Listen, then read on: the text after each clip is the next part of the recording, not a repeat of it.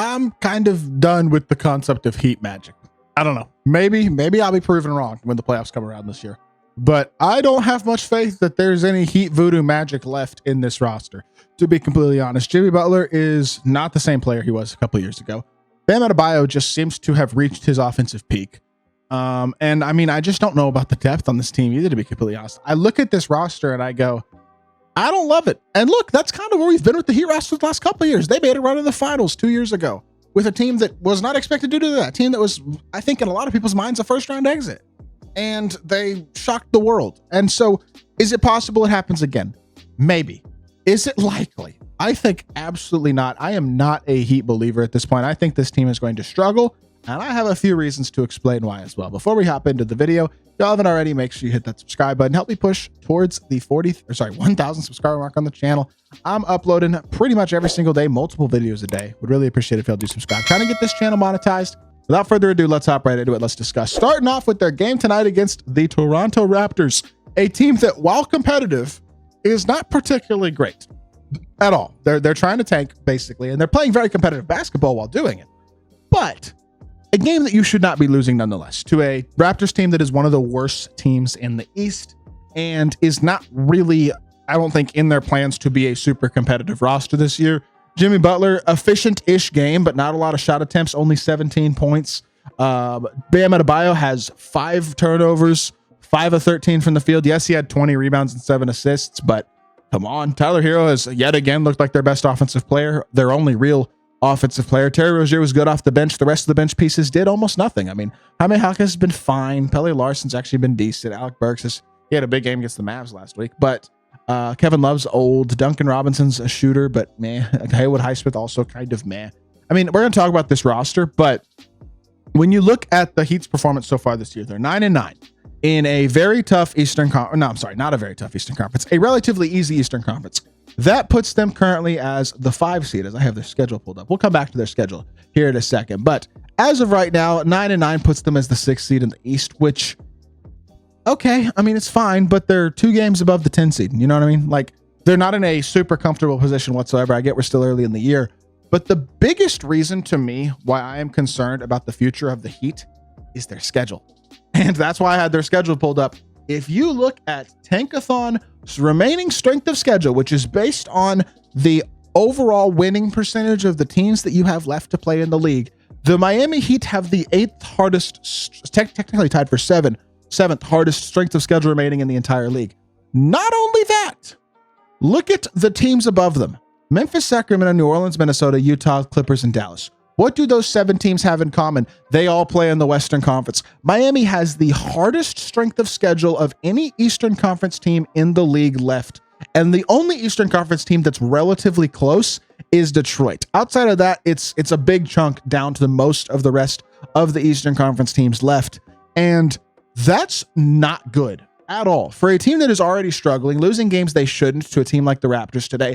And you look at their upcoming schedule, and it is a gauntlet. Boston, Los Angeles, Phoenix, Cleveland, OKC, Orlando again. Yes, they get Brooklyn, but then they get Houston. New Orleans will probably be pretty healthy by then. And I know New Orleans hasn't played well, but they're not horrible. Like, then they get some easier games. Yes, like it's going to get easier at times. When you look at the overall schedule, it is the hardest remaining schedule in the Eastern Conference this year. And for a team that is already struggling to even just hold on to a non-play-in spot, that's not good at all. Like, yes, they've shocked us before as the 8th seed, beating the number 1 seed Bucks a couple years ago. Shout out to them for that. Very impressive.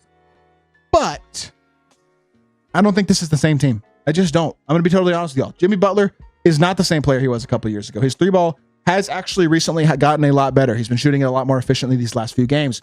But that does not mean that he's having an elite offensive season at all. Only 19 points a game.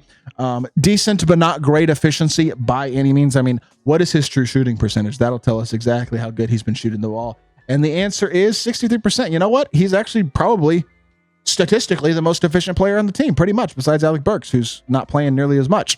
So I'll give Jimmy credit. I think he's had a rough start to the year, but the numbers actually say he's playing decent. So we will give Jimmy Butler credit for that. The biggest issue, though, I mean, Bam Adebayo is just a limited offensive player. He always has been. He's a good offensive player. He's averaging 16 points, 9.5 rebounds, almost 5 assists a game. A good playmaking big, a very good defender, a really solid player. And I like the fact that he's actually shooting the three ball this year and shooting it more, almost 3 attempts a game as well, is really nice. Like, that's a W.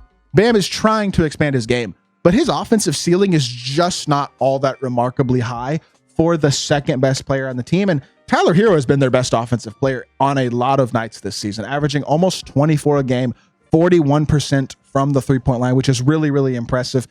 2-to-1 assist to turnover ratio is really solid as well for a guy who often acts as that de facto point guard for this team. But the problem is, you look down the roster and you go, where are the points going to come from in the playoffs? Because it's Bam, Hero, Butler, kind of Rozier, and then everybody else. Like Haywood Highsmith shooting the three ball well, Duncan Robinson shooting the three ball well. That's one thing the Heat are actually doing pretty well. They're 7th in the league this year in 3-point percentage, but they're also bottom 6 in field goal percentage overall, which is not great. The offensive efficiency isn't great. The offensive numbers in general are very middle of the pack, and honestly, the defense is too. The stats just have not taken that leap this year. And here's the other issue that I have. I mean, Jaime Jaquez has just been kind of meh. After a really good start to his rookie year, he hasn't been amazing. He's not a guy I feel like is a serious 25 to 30 minutes a game playoff player in general, probably. I'm not sure I trust Haywood Highsmith to be that either, despite the fact that he's played really well this year. And I mean, Nikola Jovic was brought in as a first-round pick, expected to develop in this esteemed Heat system into a serious playoff player, like a guy you could count on in big games. He has not been that. He's shooting 31% from the three this year. They're almost 32, but still not playing all that well himself. Duncan Robinson, we know he can get cold at any time. Terry Rozier is not, I don't think, a guy who you want to be your fourth best offensive player or fourth best player in general at this point in his career. Is that a guy who's going to be the fourth best player on a contending team? Probably not. Kevin Love is old as crap. Yes, he's still shooting the three ball really well, but as a whole, he's got no inside game. He's not the rebounder that he once was, although he still fights in there. But like, they're one injury away from disaster, realistically. Because if Bam gets hurt, they have no big man depth at all. If Jimmy gets hurt, who's the guy who's going to come in and score the ball while playing defense? Nobody. Tyler Hero gets hurt, all of a sudden you lose your best scorer. You're in a big struggle there. Terry Rozier gets hurt, they have no ball handling outside of Hero and Bam. In terms of playmaking, like, they have a roster that is one injury away from serious problems, a schedule that is the hardest of any Eastern Conference team in the rest of the league, a standing situation where they aren't comfortable at all, and a team that just is not playing all that well.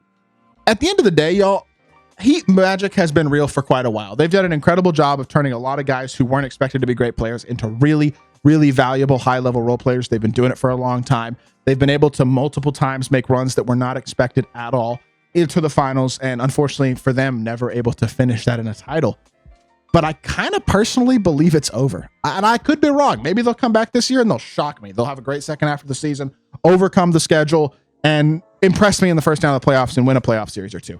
It's possible. And if they do, I will come on here and I will apologize for being wrong and give all the flowers in the world to the Heat because they deserve it. But as of right now, I don't think that's going to happen. I just don't have a lot of faith in this team. I think they're going to be a play-in team, and I'm actually kind of concerned they may not make the playoffs.